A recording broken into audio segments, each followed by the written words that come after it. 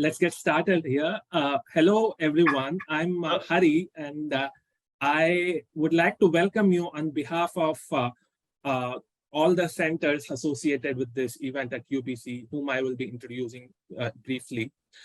We are here for a debriefing on the second in-person Quad Summit, which took place in Tokyo on May 24 this year and was attended by top leaders from the US, Japan, Australia, and India. Our event is co-sponsored by the Konwakai Chair in Japanese Research, the Center for Japanese Research, the Center for Korean Research, and the Center for India and South Asia Research at the School of Public Policy and Global Affairs, UBC. I would first like to acknowledge that I'm joining you from UBC, which is located on the traditional unceded and ancestral territory of the Musqueam people. I would also like to highlight the fact that we are observing the month of June 2022 as the National Indigenous History Month, to commemorate the history, heritage, resilience, and diversity of the First Nations, Inuit, and Métis peoples across Canada. A few logistical announcements. The chat function has been disabled. Please ask your questions using Q&A. This webinar and the following session will be recorded and made available. You're not required to use your camera or microphone.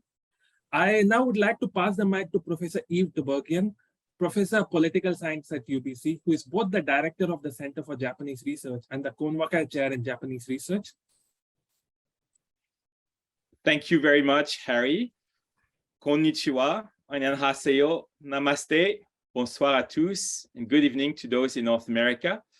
Good morning to those in Asia. I'm really excited to welcome you all to this event. And I'm also thrilled by the amount of knowledge, expertise, and interest represented in the audience today. Thank you for being here, and I look forward to working more with you over the coming months and year. Tonight, we have a stellar lineup of scholars who are close to the action and are leaders in their countries.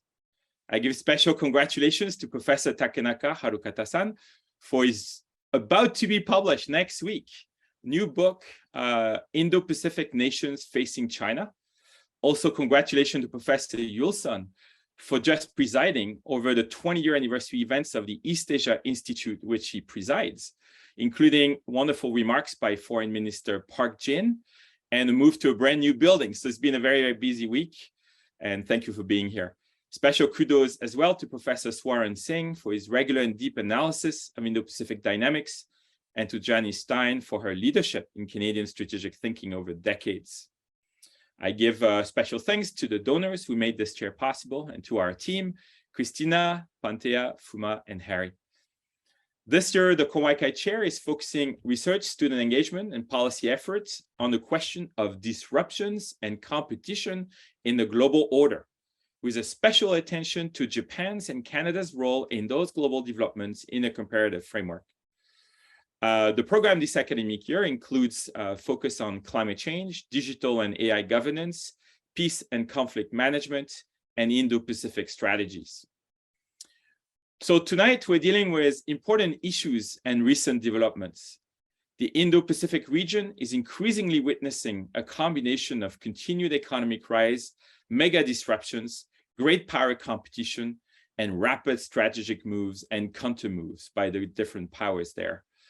Facing China's authoritarian turn and aggressive behavior abroad, many nations around the region and the world are developing new Indo-Pacific strategies that seek to navigate this period of increased risks and securitization, while also preserving the liberal global order and some basis for global cooperation.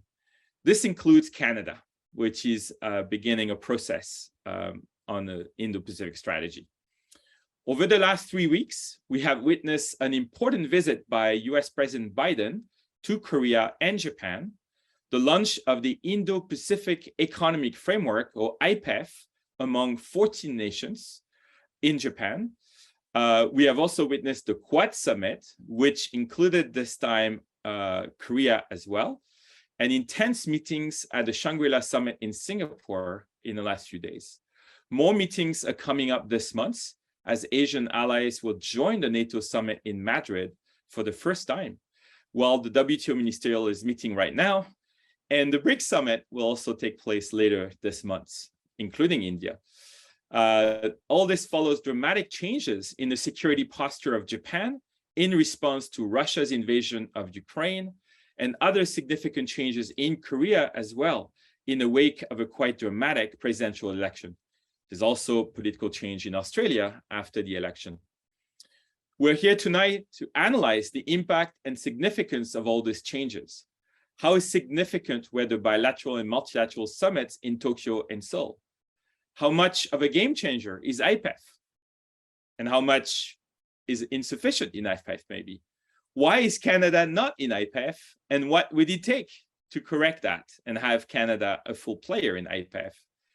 We also ask whether Korea's first participation to the Quad Summit and eager participation to IPEF in the wake of the presidential election and change of government are also game changers. So thank you very much for being with us. And without further ado, I'm passing the hand back to Harry, who is here, an MPPGA student, almost graduated actually, and soon joining the Asia Pacific Foundation of Canada. And he's a wonderful researcher and presentator. So thank you very much, Harry. Thank you very much, Professor Tiberghien, for the kind remarks and for introducing Quad to us. As Professor Tiberghien pointed out, the Quad has expanded to include multiple themes dealing with the Indo-Pacific region. Initially, when it was devised in 2004, it was devised as a coalition of 4 Indo-Pacific countries to coordinate post-tsunami relief in the Indian Ocean region. To speak more about the grouping and its recent meeting, we have 4 leading strategic thinkers from Japan, South Korea, Canada, and India. Each speaker has between 5 to 7 minutes to make their remarks, which would be followed by a set of questions. This would be followed by a few audience questions. First, we would like to invite Harukata Takenaka, a professor in political science at the National Graduate Institute of Policy Studies, Japan. He's a leading political and international relations thinker, and as pointed out by Professor Tiberghien, Professor Takenaka's new book on Indo-Pacific is likely to be out next week, and it would be hard to think of a more relevant scholar to begin our discussion. Professor Takenaka, I'm handing over the mic to you. Thank you very much for your introduction, and I'd like to thank Eve for organizing this seminar, and I'm honored to be here today, this morning or tonight in North America. And I would like to give my take on the recent Quad Summit and how we treat the development of Quad as a part of our Indo-Pacific, free and Indo-Pacific strategy. So let me just briefly go over the recent Quad meeting. This is the second in-person round which took place on May 24th. The first was in September last year, and we have had 2 other video meetings. And the 4 countries have agreed to continue cooperation in a number of areas, such as COVID-19 and vaccine productions, promote infrastructure development in Indo-Pacific area, deepen our cooperation in climate change, cybersecurity, critical technology supply chains. And I think the idea behind this cooperation in the area of supply chains is to grow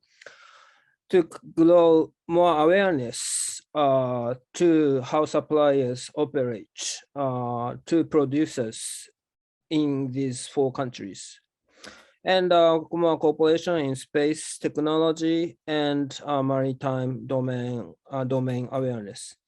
So the implications of the Quad Summit, the second Quad Summit meeting, is that I start with the third one, that is the regularity. That means this is the second summit meeting, and the leaders have made commitment to hold the 3rd meeting in Australia next year. So this has become a regular meeting, and also this is really how balance of power dynamics works in the Pacific area vis-a-vis another rising power, which is China. And also, Japan really is the proposer of the Quad framework. And so that means Japan woke up as a strategic player in the region. And also Japan proposed Voip, and many other countries followed to launch other strategies aimed at Indo-Pacific region. And so, and also lastly, I'd like to refer to the prospect for growing, developing security cooperation under the Quad framework. And the official position of the four countries is no. I mean, we are not going to develop cooperation in security area. But the issue is we have already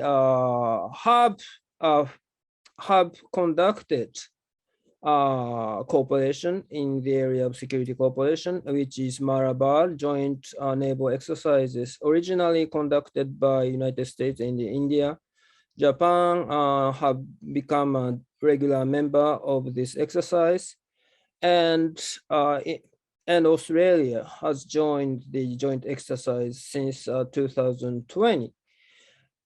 But I think this is not to give too much concern, not to raise too much concern among China. That is why we have been stressing that Quad is not aimed at promoting security cooperation. And the Japanese government treats Quad as a part of its free and open Indo-Pacific strategy. I mean, the Japanese government have been changing the name of this strategy from strategy to Voip vision, and now we just simply call it Voip. And there are three objectives of Voip. One is promotion values, promotion and establishment of the rule of law, freedom of navigation, freedom, free trade, and so on.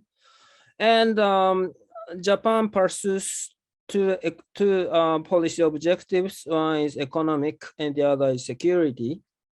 In economic objective, we pursue economic prosperity in the region. We are trying to promote free trade in the region through TPP, CPTPP, and so forth. And also we have been cooperating with ASEAN and India to promote infrastructure development in this in India and ASEAN. We have been providing assistance to develop East and Western Corridor and South Corridor in Indochina Peninsula. And also we have been cooperating with our Indian friends to develop a bunch of infrastructure in India, including bullet train between Mumbai and Ahmedabad. And also importantly, we have been pursuing security objective. That is, we are trying to maintain peace and stability in the region, and we have been deepening our security cooperation not only with the United States, but also with Australia, India. We have been carrying out various joint exercises, including Malabar, which we have just mentioned. And also, we have been cooperating with our ASEAN friends to enhance their capacities of maritime law enforcement. We have been providing various trainings and various vessels to enhance their capacities. So Quad will be a kind of a basic framework to develop this Voip strategy even further for Japan. So that's I think I've spent about 7 minutes. So I close for now. Thank you very much for listening. Thank you very much, Professor Takenaka. As you very well pointed out, Japan was the original, Japan was the country, the original mind behind Quad, especially during the first Shinzo Abe administration in 2006-7. And since then, the Quad has grown to include so many items, which you have very rightly pointed out, including free and open Indo-Pacific. We now have Yul Son to make his side of the presentation. Professor Yul Son is a professor at the Graduate School of International Studies at Yonsei University, South Korea. Mr. Son also serves as the president at East Asia Institute, a foreign policy think tank in South Korea. Professor Yul Son, I'm passing on the mic to you.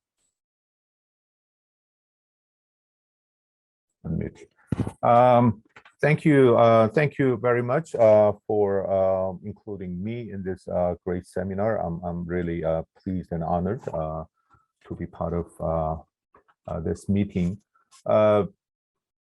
Korea is not a Quad member, so what I am going to say is about South Korea's handling of the President Biden's visits and a series of his visits in East Asia, including Japan and also the Quad meeting. I think that when it comes to Quad to South Korea, sort of precondition of discussing Quad is endorsing the concept of the Indo-Pacific. Indo-Pacific is a regional concept, and South Korean government, particularly the previous government, has been reluctant to endorse it as a major its region. You know that the previous summit meeting between Washington and Seoul last year, May last year, it was said that two countries, they say that South Korea pursues a new Southern policy and United States Indo-Pacific, free and open Indo-Pacific, these respective approaches to the region. So that's the wording. But this time, the President Yoon clearly stated that South Korea is preparing a new Indo-Pacific strategy framework. So clearly, South Korean government endorses this concept. So that's the context in which South Korea wants to, in the future, becomes a member, and for the time will actively engage with the Quad activities, so-called Quad Plus, and also in the joint statement, it said that President Biden welcomes President Yoon's interest in the Quad, so that statement was also included. So this new government is very much committed to the Quad activities and also the Indo-Pacific. There are nonetheless some elements of aspiration. So aspirational in the sense that that this new Yoon government met with President Biden and Tokyo events in 10 days after inaugurated. So they are not, they are prepared, but we don't really see well thought out concepts, policies, and strategies with regard to, Indo-Pacific, vision or strategy. So we will see what the government come out in a weeks and months. But nonetheless, we see one. I am predicting, and many are said that the new Indo-Pacific strategy for South Korea will include three key concepts, which are freedom, prosperity, and peace. so kind of, resonate with Japanese, Voip in that sense. Particularly freedom is the concept that the new president has been very much focusing, emphasizing at home and abroad. And prosperity and peace are the integral part of any regional, initiatives. And second, here's, Yves mentioned China. This vision, Korea's vision should be inclusive. Inclusive means that it will not be viewed as China balancing. In a sense, include China as a member, as a player in this region called the Indo-Pacific. And three, the South Korea's strategy will most likely balance. Balance means that this vision should not be exclusively focused on security aspects, but also economy, governance, and some emerging issues. So we'll likely see kind of balance of issues, with these security, economics, governance, and emerging issues. So that's what I'm getting at so far with the government's response to the Quad and Indo-Pacific. So I'll stop here. If I have some words about Korea-Japan relations, but I will, if I have time, I'll do that later. Thank you. Thank you, Professor Yul-Son, and we would certainly love to hear your remarks on Japan-Korea relations as the discussion moves forward. And as you said, Korea is not looking at it as a security alliance. It also wants to focus on the economic and other aspects. Our third speaker, I would like to welcome our third speaker, Professor Swaran Singh, who is a professor for diplomacy and disarmament at the Center for International Politics, Jawaharlal Nehru University, India.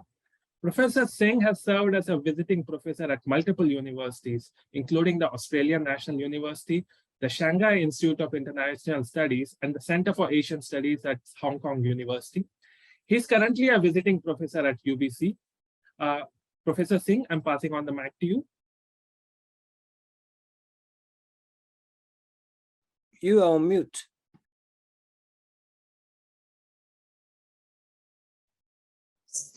Thank you. I hope you are hearing some announcements along with me. They should stop, I think, and you should be able to hear me much clearer. I think we are using technology to the hilt, with me being able to speak in middle of my immigration process from airport. So please excuse me. It's taken more than 3 hours, but I am being patient with them. So thank you so much for bearing with my very odd way of attending it. Let me be very quick.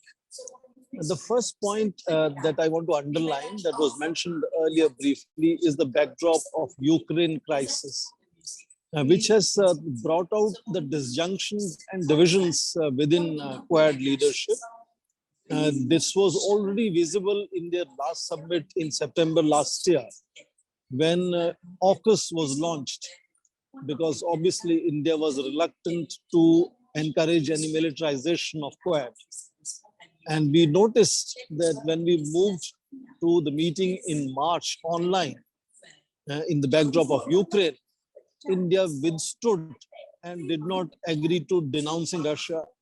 And the same thing was visible in their Tokyo meeting, which of course indirectly mentioned several things like respecting sovereignty, rule of law, territorial integrity. So indirectly indicating, but this could equally apply to China, where India is very concerned. So the most interesting outcome, according to me, from New Delhi, now in Vancouver, is to see that despite enormous campaign right till the last minute of the Quad summit by President Joe Biden on denouncing Russia, on his unusual comment on Taiwan, which every time gets retracted, neither Ukraine nor Taiwan was even mentioned in the joint statement. So to me, other than the fact that the disjunctions of Quad have become much more public. And Quad has also become much less US-centric, and therefore obviously less China-centric, and has given, I think, increasing space to other partner countries, including India. So India has been saying for a long time, Ukraine is a crisis for European countries. Individually, all four countries can contribute, and all four countries are contributing. But when you meet as Quad leaders summit, then the focus cannot be on Ukraine crisis. Focus has to be on China. Focus has to be on North Korea. Focus has to be on terrorism, on climate change and other issues. And I think India was delighted to see that the Quad Summit joint statement not only made no mention of Ukraine or Taiwan, but actually devoted a full paragraph on neighboring countries providing sanctuaries, cross-border use of terrorism and financing of terrorism, which clearly, obviously, is not a problem of either US or Australia or Japan, and therefore carried an imprint of Indian leadership into it. Incidentally, the Indian leader in Tokyo was also the senior most leader among the Quad leaders, because obviously Prime Minister Kishida and now, of course, Prime Minister Albanese are the recent entrants. Even Joe Biden is relatively recent compared to the fact that Indian Prime Minister has been with the Quad all the way from 2017 onwards. So increasing, I would say, a balanced approach to enhancing and consolidating, rather than throwing up with lofty ideas, which is how initially I think some tone and tenor was appearing from Mike Pompeo's speeches, if you remember. That, I think, course correction is very clearly visible, and therefore broad basing agenda. I don't think Chinese now call Quad Asian NATO anymore. It's now focusing on a whole lot of other issues, from cybersecurity to the critical technologies, to issues of pandemic. They initially had put up a lot of lofty ambitions on contributing to the pandemic, but they have consolidated that now. But they do want to work continuously for addressing health crisis and other issues. So I think it's a gradual process of course correction, giving more space, if not equal space, to other partner countries. And therefore, I think initiatives like Eve's mentioned IPEF is not going to compete with either RCEP or CPTPP. Those are very different. Those are very different kind of initiatives. Those are free trade agreements with the dispute settlement arrangements, with tariff reductions, with market access. IPEF is a best practices module effort, where it's a kind of a fluid situation on different modules, different countries could join. So this is using the leverages that the Quad nations have, which is respectability, credibility, transparency, due process, standardization, quality control, whereas China has deep pockets and therefore can continue doing one-sided investments in these countries, which none of the Quad countries can match at all. So they are matching that up with credibility and accountability, transparency kind of processes, which they want to put in place in their transactions. So it's a different kind of initiative, but possibly triggered by and perhaps an effort to counter the RCEP being led by China, and maybe potentially even CPTPP also led by China if China is allowed to enter it. China is an applicant right now. So in that sense, that's an initiative. Also on maritime awareness initiative, I think is fantastic. It is in the name of controlling illegal fishing, but definitely it means much, much more than that. It obviously means keeping an eye on China without mentioning China at all. So I think a greater maturity is visible in Tokyo's outcomes of Quad to me. And therefore, I think a course correction and a more enhanced balancing of China rather than rhetorical kind of response to China is something that gives me a little more hope that Quad is going to really find its place, not to either replace ASEAN as initially was felt, or to create some kind of a brinkmanship vis-a-vis the Chinese, but creating a more proactive and constructive space for itself. And that maturity to me was very clearly visible in Tokyo Summit. I am not clearly sure if I was audible to all my colleagues here.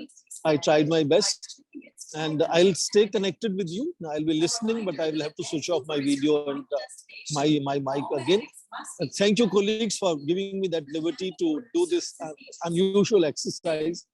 And I deeply and sincerely thank each of you for bearing with me. Thank you, and I'll switch off my video and audio now. But I'm with you.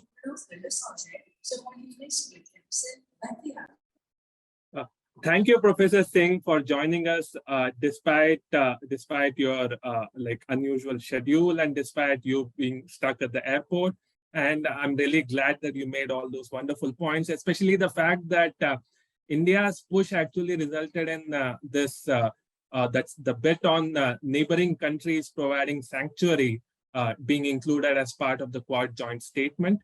And yeah, Quad did not make any mention of Taiwan, and on Ukraine, since the countries did not have any joint position on condemning Russia, that also Quad had to be silent. Our next speaker is Professor Janice Stein, whom we are expecting to join in any moment, who is a professor at the Monk School of Global Affairs and Public Policy and specializes in conflict management.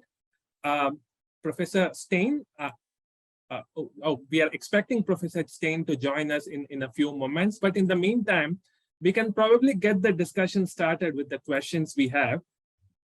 So Professor Takenaka, to start with you, do you think this summit and the bilaterals that have taken place has put Prime Minister Kishida in a position to be a leader who changes the country's foreign policy posture, including by doubling the military budget?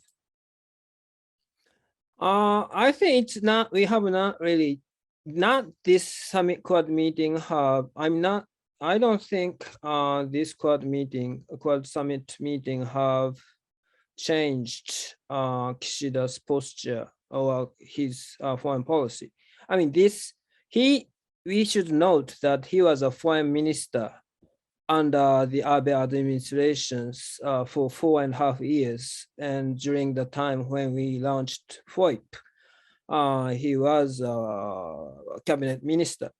So it is really what Kishida's foreign policy is development and continuation of Abe foreign policy.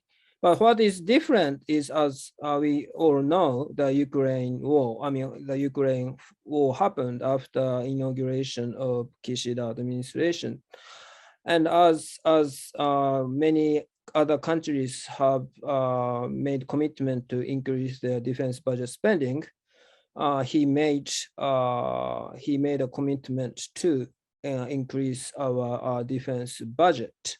So that's something different, and I think we are going to spend more defense budget. I'm not sure on what area. People say we are going to spend more on space and in cybersecurity, and probably I think we are going to spend more on for Navy and also for Air Force. I think to deal with to catch up with China. I think that's what's important. And just to follow up what Professor Shin has said about the relationship between Quad and Ukraine war, I think the Quad is designed to recover balance of power in Indo-China, and so I think it is very natural that we pay less attention to what's happening in Ukraine. I mean, it's important, but we know that strong connection between India and Russia, especially that India gets about half of its military equipment from Russia. So it's very hard. We understand it is very hard for India to make a specific position on this war. So I think, and Americans understood that. So I think we came to that's why we have not really made a specific reference to Russia in this Quad summit. And the aim, I think it's sort of a Japanese way of thinking. We tend to aim at long-term objective, and so what we are trying to do is to develop, enhance our relationship among the four countries and deepen our ties among the four countries. And that will become power in itself, that we have deep connected relations in number of areas. So that's our aim. Okay, thank you very much. Thank you, Professor Takenaka. Yeah, as you said, India is heavily dependent upon Russia for its defense needs. So it was understandable that the summit was silent. And it was also a fact that the summit was not really like having any Ukraine agenda. So it had more of an Indo-Pacific focus. So Professor Yul-sung, coming to you and coming to South Korea-Japan relations, I just have a couple of points to touch. President Yoon recently mentioned a possible return to Kim Obuchi high point of 1998 in South Korea-Japan relations. Do you think summits like Quad, the Tokyo meeting where South Korea was present, provide such kind of a breakthrough? And do you think in the near future, South Korea may join Quad and maybe make it some kind of a twin? The second point, I'm not sure. At the moment, the new government pledged to work closely with the Quad,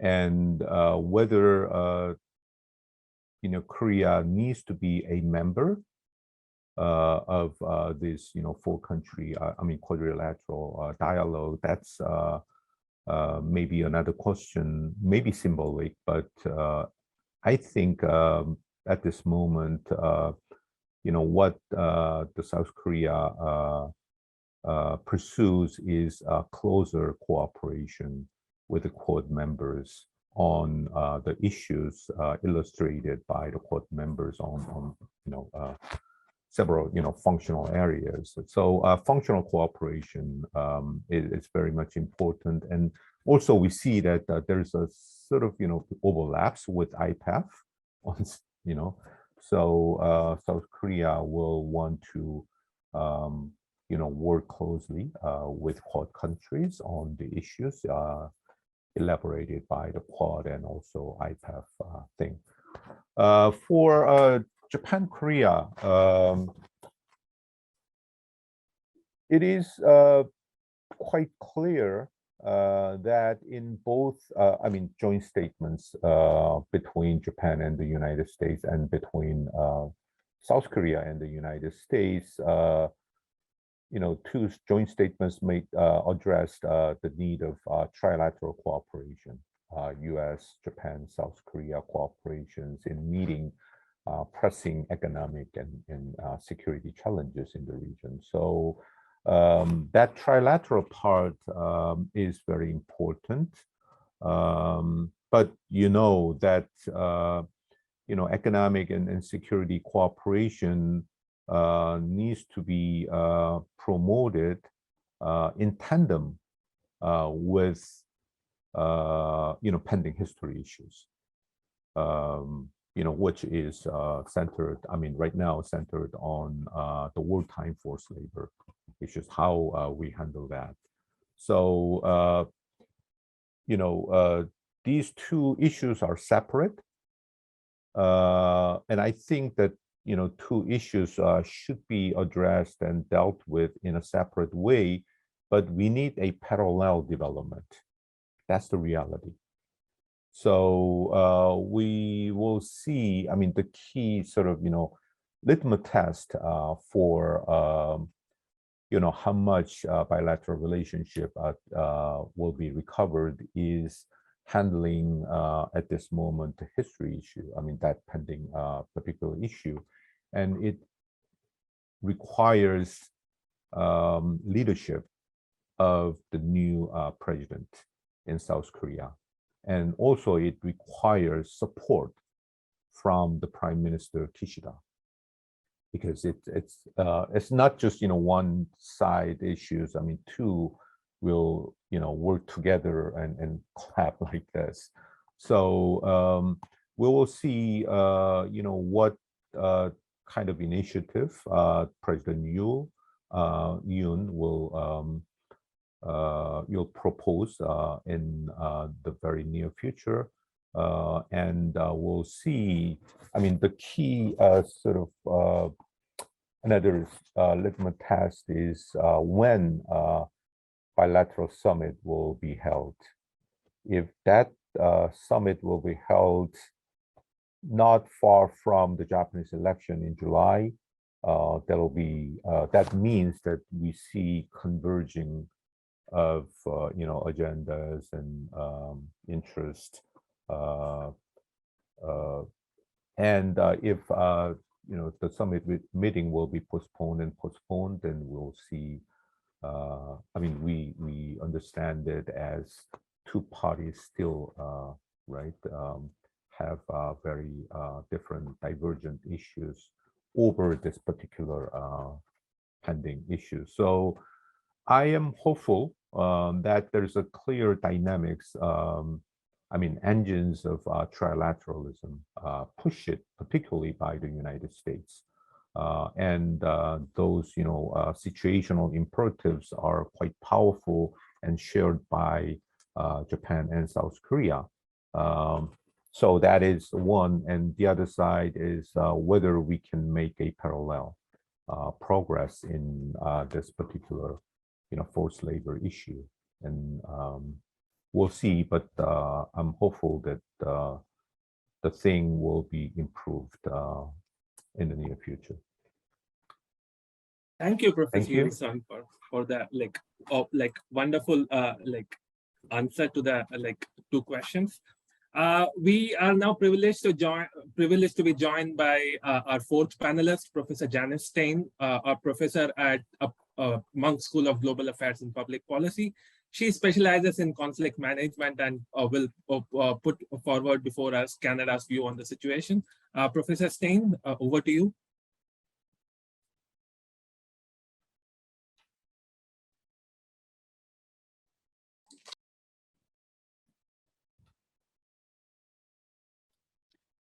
Janice, you're still muted.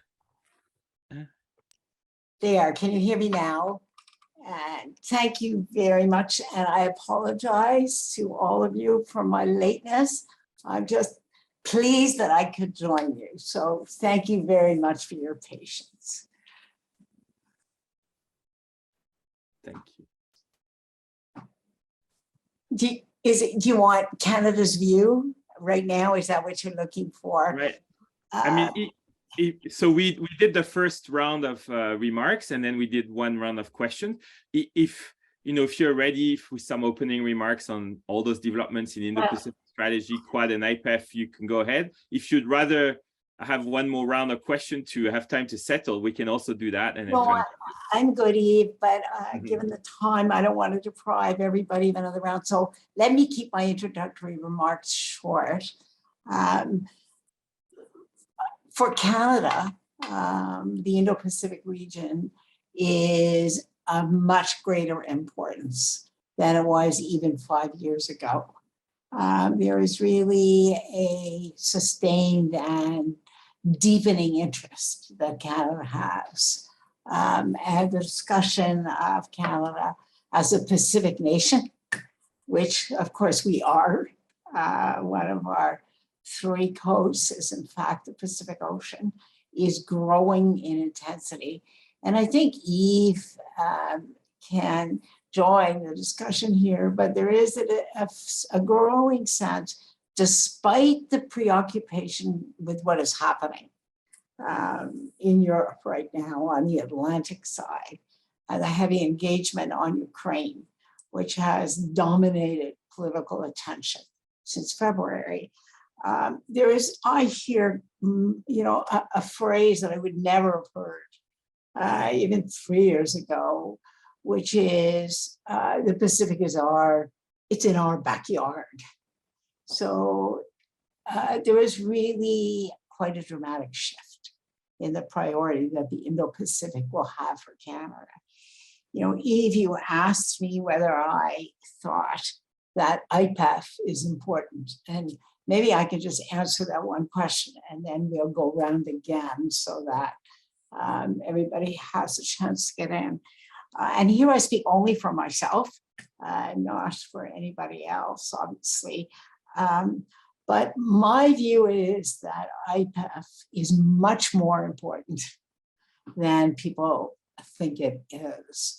I read the commentary in much of the region that it is not a traditional trade arrangement. In fact, trade was off the table. And frankly, it's off the table largely because of domestic political reasons inside the United States. That the difficulty of delivering on a formal trade agreement, which has to go through Congress, is so large under the circumstances, and midterm elections are not far off. So you could read it as a kind of minimalist effort, but I think that's mistaken. The reason I think it's mistaken is if you look at where economic flows are going to grow dramatically over the next 10 to 15 years, it's in the digital economy that there already has been dramatic expansion of the digital economy. And so digital trade is going to become far more important than it already is. And digital trade requires a whole apparatus around it, just as trade in goods and services does. So for example, one of the things in IPEF that has not received the kind of attention that it should from the region is the standard setting commitments. One of its 4 prime areas of focus is on standard setting. And there's these bodies are way back, people don't pay attention to them, but standard setting bodies are where the rules for the digital economy are now being made. And the way those rules are made, who makes those rules, what those rules are, is going to shape first mover advantage in the growing digital economy. You can understand the story of Huawei in the region if you don't look at the standard setting processes internationally. And so the inclusion of standard setting in IPEF pushes it, I think. It is misleading to think that it is a poor substitute for the CPTPP. That it is not. It, in fact, I think will prove to be, probably, if I had to make a bet, the most important venue in shaping the governance and the rules for the digital economy that's growing. Eve asked me whether I wish that Canada were a member of IPEF. Yes, I do. I think it's, we are late to the game, and I think it is very important that we join. So maybe I can pass it back to you, Eve, and make sure that the conversation continues. Thank you, Professor Stein. And you have brought the point of standard setting, which is very important to consider. But it's also a point where the interests of the developed and developing countries are not totally aligned. So that's something on which we would probably like to hold another discussion sometime in the future. But coming back to the issue of midterm elections in the US, let's say a Trumpian majority takes over the Congress and someone like Trump comes to power in 2024, and there is a kind of America first approach again. How will this affect how Canada and other countries view this Quad and the Indo-Pacific Economic Cooperation, that is IPEF? So it's a huge question you're asking, Harry, here. And let me just break it down into 3 different parts here. So first of all, a Trumpian majority in the midterm elections is not likely. We actually see a very divided Republican Party in the United States. And depending, Trump candidates have done well in some locations, but in fact have done unexpectedly poorly in other primaries. And so I think it's very important for partners in the Indo-Pacific not to see Republican victories in the midterms as Trumpian victories. The history of midterm elections is the party in opposition always does better because it's a free vote. You register your protest against high inflation or high gas prices or whatever it is, and you don't really have to bear the consequences. So almost always the party in opposition does well. But we need to break apart, constituency by constituency, congressional seat by congressional seat, who wins. Because if we look at the early results, Trump is doing less well than we would have expected. Secondly, I would not, and projecting out from that, I would not assume a Trump victory in 2024. That's different from whether there'll be a Republican victory, but I would not assume a Trump victory. And finally, returns with an America First agenda. Biden has an America First agenda. And that's very important for people to understand, frankly. He has a Buy America agenda. And for Canada, that's already deeply integrated with the United States through NAFTA, we are very aware of even the most nuanced changes.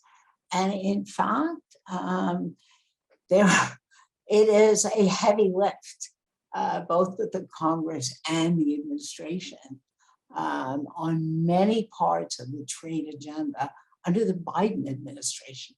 If you look at the story, for example, which is going to be very important to South Korea, is going to be very important to Japan in the next few years, which is electric vehicle production and the standards that are, and that's why I think it's so important to stay grounded and look at the details here. If you look at the standards for electric vehicles, who sets those? How multilateral that process is, who gets a voice at the table, to return to your early comment, Harry, that to be excluded from those standard setting tables right now on electric vehicles will shape the global car market for the next 10 or 15 years. And it doesn't get any attention at all. Everybody's focused on trade, and I'm focused on standard setting bodies.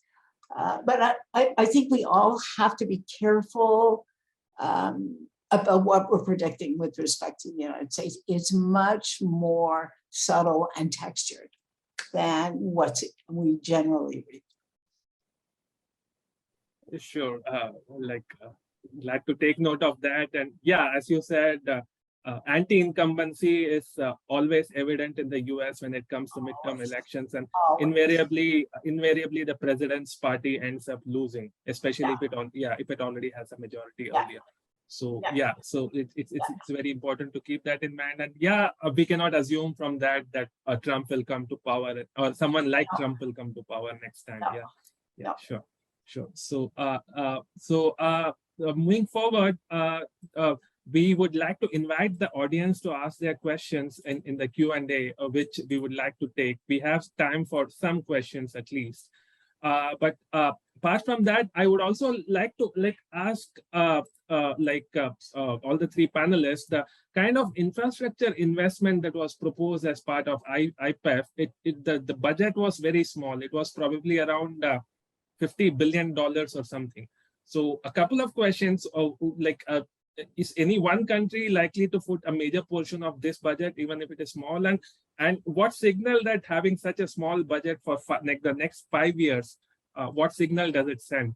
Maybe if I can ask Professor Yulson, you first.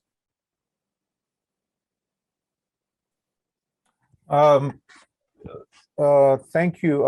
Thank you for the question. Let me respond it rather in a broader perspective. South Korea has been proactive in IPEF because the country had had a prior experiences with with TPP.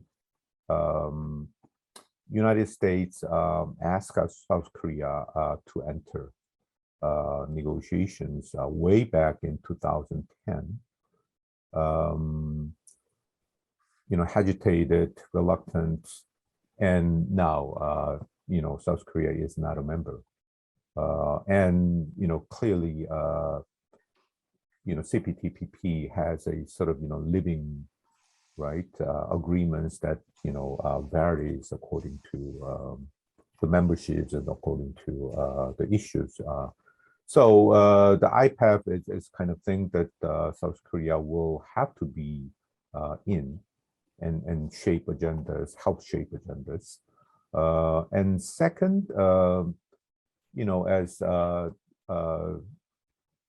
previous speaker mentioned, the digital economy is the engine of the South Korean growth and South Korean economy. So in terms of standard setting, it is indispensable, participation.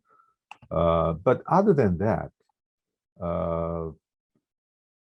the issues like infrastructural investment, South Korean government has done it in the name of new Southern policies or other activities, but those are not really the issues of central attention.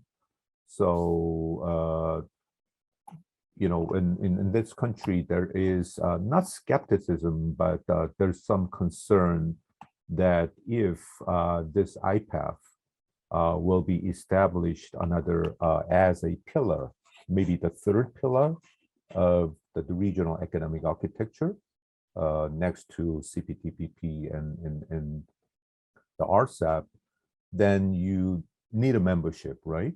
So 13, 14. But given the nature of the agendas, they are kind of skewed toward advanced industrial economies. Then how you engage many countries like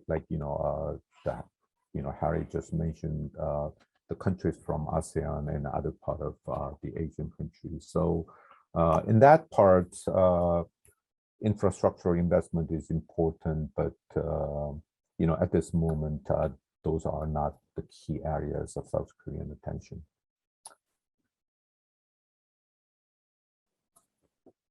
Thank you, Professor. And we have a question from an audience which is linked to what Professor Takenaka spoke, that is Malabar exercises. The question from the audience is more along military cooperation. So the audience member is asking, do you think further military cooperation like the AUK-US Pact would be strategic for the different member countries? And if there is more military cooperation, how would China react?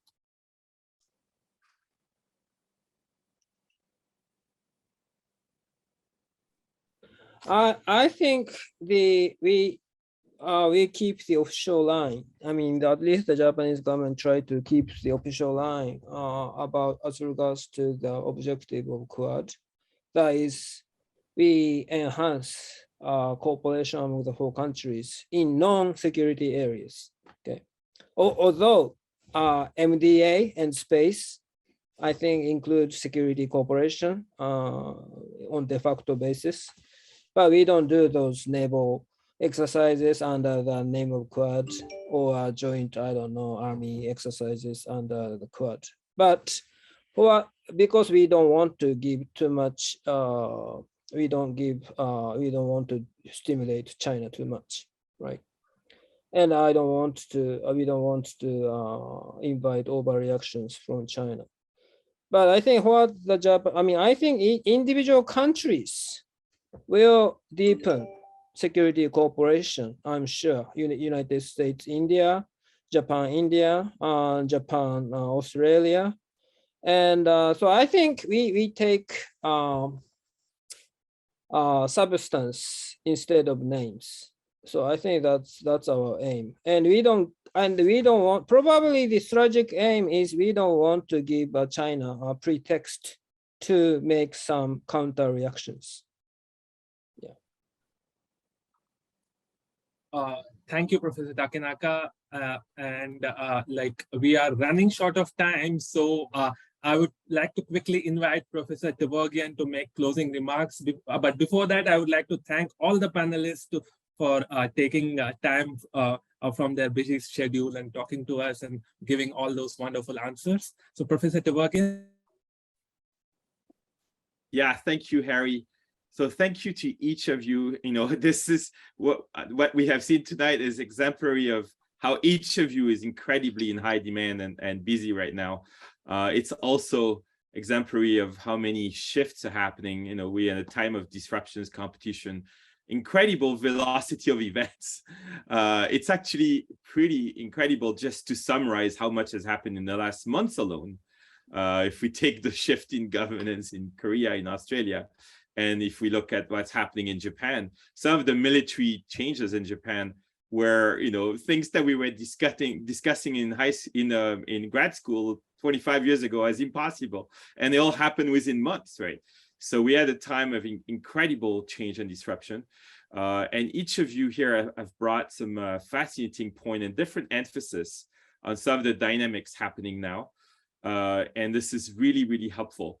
The hope, of course, on the Canadian side is that Canada can catch up and become involved in IPEF, you know, global standard setting, and you know, Canada is very involved in AI and all kind of things, involved in clean tech, in energy, and Canada will likely step up its security cooperation as well with allies in the region. So, you know, we want you to put this on your radar screen. But it has been really wonderful. We hope Professor Singh will complete the arrival procedure. We're sorry that the airport took so many hours. That was so unfortunate. But it was really wonderful to have those very different viewpoints and perspectives and country perspectives. Very helpful. Thank you very much, and look forward to more work with you. Mm-hmm.